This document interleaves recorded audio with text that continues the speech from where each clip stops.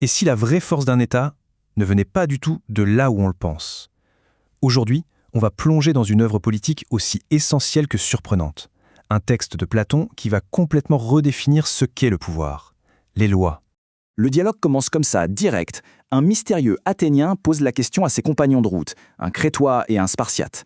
Et avec cette simple interrogation, d'entrée de jeu, le ton est donné. On va chercher à savoir d'où viennent les lois, et surtout, à quoi elles servent vraiment. Bon, alors à quoi ça sert une loi? La première réponse qu'on entend, elle vient, sans grande surprise, des représentants des deux cités les plus militaristes de la Grèce antique.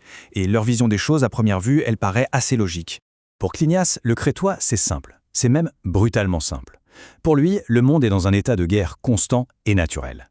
Donc la conclusion est évidente, tout, absolument tout dans la cité, des repas partagés à l'entraînement sportif, doit viser un seul et unique objectif, la victoire à la guerre. Sauf que voilà, l'Athénien, qui est un peu le porte-parole de Platon, n'est pas du tout d'accord. Pour lui, un État qui est obsédé par la guerre contre les autres a déjà perdu la bataille la plus importante. Alors il va poser une question qui pour l'époque est carrément subversive.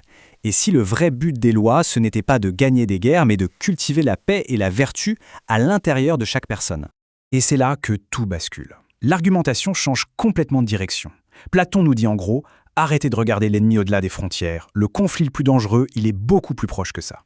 Là, la question est super provocatrice. Il pousse la logique jusqu'au bout. Si une cité peut être déchirée par une guerre civile, pourquoi un individu ne pourrait-il pas l'être aussi, en guerre contre lui-même? Et là, Platon redéfinit complètement le mot « victoire ». La plus grande des victoires, ce n'est pas celle qu'on gagne sur un champ de bataille, c'est celle qu'on remporte sur soi-même. La pire guerre, c'est la guerre civile, que ce soit dans un État ou dans notre propre esprit. Et donc, le vrai boulot du législateur, ce n'est plus de préparer la guerre, mais de construire la paix intérieure de chaque citoyen. Ok, c'est un bel idéal, mais concrètement, on fait comment? Pour trouver la réponse, Platon se tourne vers le modèle de la discipline par excellence, Sparte.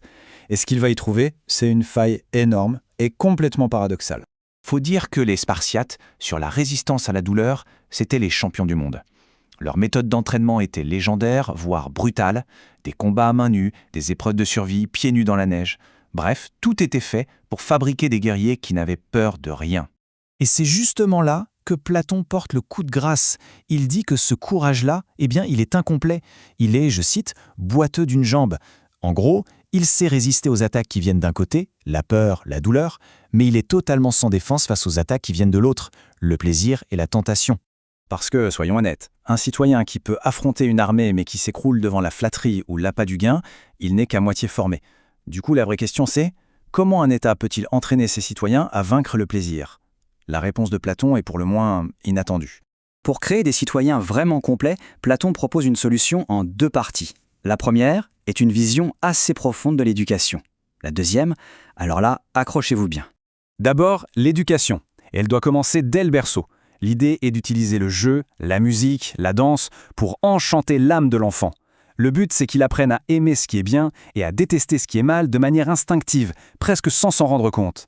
Ça crée une harmonie naturelle entre ses émotions et sa raison. Et pour la seconde partie de cet entraînement, c'est le vin. Alors là, le raisonnement est incroyable. Platon se dit, pour entraîner quelqu'un au courage, il faudrait une potion de peur. Bon, ça n'existe pas. Par contre, il existe une potion d'audace, un truc qui nous rend trop sûrs de nous et nous fait perdre toute honte, le vin. L'idée, c'est de l'utiliser comme un simulateur, dans un cadre bien précis, pour tester le vrai caractère de quelqu'un et l'entraîner à la modération. C'est un moyen sûr et pas cher de se confronter à ses propres faiblesses, pour apprendre à les maîtriser. Bon, maintenant qu'on a posé les bases de la théorie, Platon va nous montrer comment ça marche en pratique en regardant ce que nous apprend l'histoire sur l'effondrement des États. Platon nous raconte une sorte de grande histoire des civilisations. Imaginez, après une catastrophe, tout recommence à zéro. D'abord, des familles isolées qui survivent dans les montagnes. Puis, elles se regroupent pour se protéger.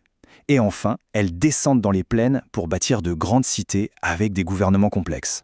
Et pour illustrer ça, il prend à cas d'école la Confédération dorienne. Sur le papier, c'était le top du top.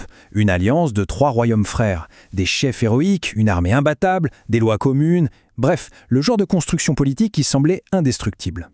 Alors la question qui tue, comment un truc aussi parfait sur le papier a-t-il pu s'effondrer de façon aussi spectaculaire, avec 2 des 3 royaumes qui ont sombré dans le chaos? Et la réponse de Platon, elle est brutale. L'ignorance. Mais attention, pas n'importe laquelle. L'ignorance d'eux-mêmes. Les rois et les élites de ces royaumes n'avaient jamais reçu cette éducation complète.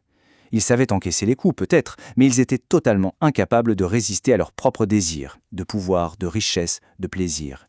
Et comme ils n'étaient pas maîtres d'eux-mêmes, ils ont fini par détruire les royaumes qu'ils étaient censés protéger. Cette citation, elle résume tout. La force véritable d'un État ne vient pas de ses armées ou de ses richesses. Elle vient de la qualité morale de ses citoyens. C'est l'éducation, vue comme une formation du caractère, qui est la seule vraie source de victoire durable. Au final, la conclusion de Platon est d'une simplicité désarmante. Un État, ce n'est rien d'autre que le miroir de l'âme de ses habitants. Sa force ou sa faiblesse, sa justice ou sa corruption, tout ça n'est que le reflet direct de leur propre caractère. Et cette analyse, qui a plus de 2000 ans, nous renvoie forcément à une question fondamentale. Pour Platon, la base de tout, c'était l'âme des citoyens. Et nous, aujourd'hui, sur quoi est-ce qu'on bâtit nos sociétés ?